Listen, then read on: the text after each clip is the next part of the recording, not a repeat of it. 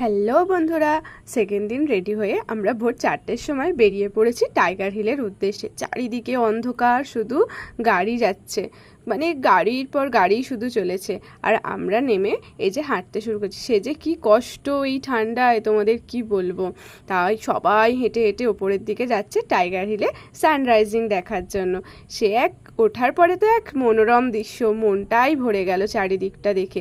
এত সুন্দর চারিদিকের পরিবেশ, সে তোমাদের কি বলবো, না গেলে সত্যিই বোঝা যায় না। টাইগার হিল দেখতে এত ভালো লাগছিল, কাঞ্চনজঙ্ঘা পুরো স্পষ্ট দেখা যাচ্ছিল ভালোভাবে, তার সাথে সানরাইজিং দেখতে দেখতে দিনটা এত ভালো শুরু হলো যে তোমাদের কি বলবো। আগের দিনে এত বৃষ্টি হওয়ার পরেও আমরা যে কাঞ্চনজঙ্ঘায় এসে কাঞ্চনজঙ্ঘা সানরাইজিং দেখতে পাবো এটাই আশা করিনি। আমরা তো খুশিতে একদম আত্মহারা। তারপর আবার বেরিয়ে পড়লাম নেক্সট ডেস্টিনেশনের জন্য।